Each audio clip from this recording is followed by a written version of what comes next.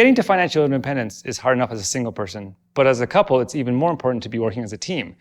If one partner is rowing in the opposite direction of the other, it can be nearly impossible to get to FIRE. But if both people are working together, they can make your FIRE journey twice as fast. How would you convince a reluctant partner to get on board with FIRE?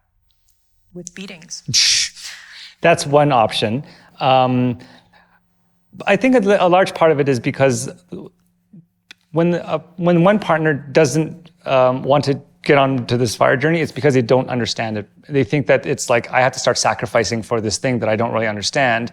So a large part of that is just education. They have to kind of understand why they're going towards financial independence. It's not just about deprivation for the sake of deprivation. They're going towards something that they want, and whatever it is that they want, FIRE should be like an integral part of what it is that they want. So in our case, it was freedom in travel and the ability to write for a living. But for another person, it might be, being able to spend more time with their family, travel with their kids, or whatever it is. But both partners have to have a good enough why to want to go down this journey, because it is going to be difficult. That's exactly it. To focus on the why and not the what.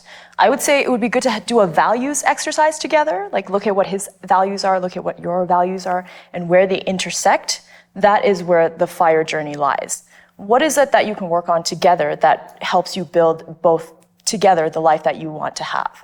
Because we all know it's very difficult when both people are rowing in the opposite directions. Like if you're in the same canoe and you're rowing in the same direction, you can go twice as fast as someone who has to do this entire journey by themselves. But if you're rowing in complete opposite directions, you're just going to be going in circles. That's completely a waste of time. So values and emphasizing and figuring out where your values intersect, I believe, is the journey to FIRE. So what's the one thing most couples do wrong when it comes to finances?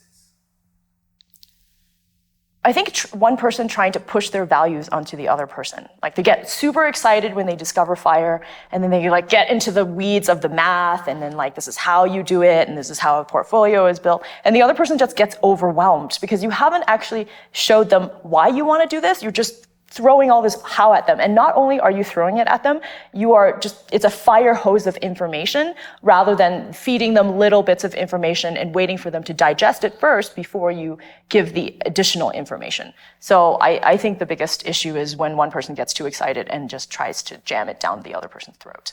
Yep. Have you ever had a financial disagreement with each other? Oh, absolutely. How did you overcome it? I think the biggest disagreement was so I am a minimalist now and I travel the world with just one backpack. But when we used to live in a one-bedroom apartment, I was a hoarder. And one of the reasons why I was a hoarder was because I grew up poor. So for me, it was really hard to throw anything out. Like we're talking to the point where I wouldn't even throw out an empty CD case. Like when's the last time you actually saw a CD? Oh yeah. That'll come in handy one day. Right. And then, to his credit, he didn't try to force me to throw things out by saying like, oh, this is like our place is just caving in and I have nowhere to walk. All your stuff is just all over the floor.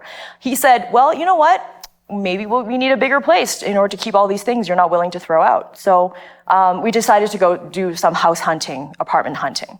And when I started doing that, I realized that I was paying rent that's like almost half the price of the market rate. It was an amazing deal that I was getting. And housing, like it's even worse. Like if I bought a house, I'd be paying like 3 times as much per month. So then him knowing that he could trick me with math, let me do the math so that I figured out that just for 1 month of rent, the extra money that we would be paying for the more expensive at market rent would be more money than all the things that I refused to throw out, their value combined. So I was like, well, it doesn't make any sense to actually keep this and then rent a more expensive place or buy a more expensive place. So then I realized the key to having a good relationship for us is mathematical manipulation. Yep, it's a secret to every good marriage. So money is probably not a loaded topic for you now, but how did you start the conversation? How do you start a conversation about money? How do you get comfortable as a couple talking about money? Yeah, money is like you said, a very loaded topic for a lot of people, and in a lot of relationships, people will discuss like politics, they'll discuss religion and like sex, but they won't discuss money because it's even somehow more emotionally loaded than those other topics. And a lot of the reasons for that happens is usually because of the background of that individual. If they grew up in a situation where money was scarce, or money was a source of shame, or money was a source of like fear, then it becomes very difficult to talk about that without a huge fight erupting. So it's really important for each couple to kind of figure out how to talk about it by creating a safe space where you can talk about money without that loaded baggage of all the other kind of emotional crap that comes with the topic. And then for you, you grew up, because of the background that you grew up in, it was a very different thing for you. The topic of money was often like kind of loaded with a topic of privilege, which is a hugely loaded topic for you. You want to talk about that some? For sure. So I was born in China, and at one point my family was living on 44 cents a day. So for me, I always had this scarcity mindset. So like just asking me to spend more money was terrifying for me. Not only that, but investing was even more terrifying, because it's like I spent all this energy like earning all these pennies, and now I have to invest in the market where it could just evaporate. So trying to get out of that mindset to go from scarcity mindset to abundance mindset was a huge struggle. And luckily, because Bryce's upbringing is more of a middle class upbringing, and he didn't have that fear about losing money and that fear of investing. And he was able to make me feel that I was in a safe space, that this is a learning opportunity, and this is how I can actually multiply my money rather than just keep it in a savings account and then just lose money to inflation every single year, which is something I didn't even know. I thought it was safe, but it's not actually safe. So just getting out of that mindset of your childhood money trauma is really important, and having a partner that makes you feel safe is one of the utmost important things when it comes to working towards FIRE as a couple. So what's your closing thought or comment for couples out there with their money? So for couples trying to achieve financial independence, it could go both ways. Like you could do so much better than someone who is a single person, because if both people are rowing in the same direction, you can get there twice as fast.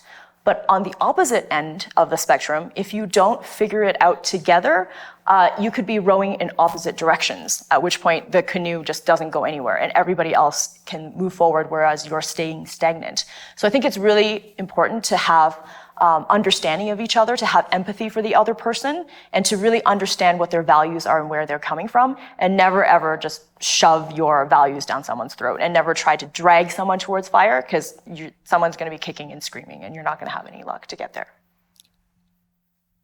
And communication.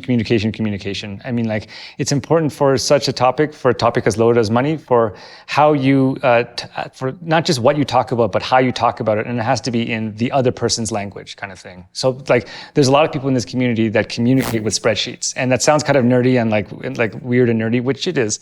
But not everybody, I have to understand that not everybody looks at spreadsheets and is able to understand what it's trying to say the same way that other people can. So like, if some couples need to communicate when it comes to money with Post-it notes, or having like weekly meetings where they use like PowerPoint presentations where they kind of like look at each other's money like separate together this way.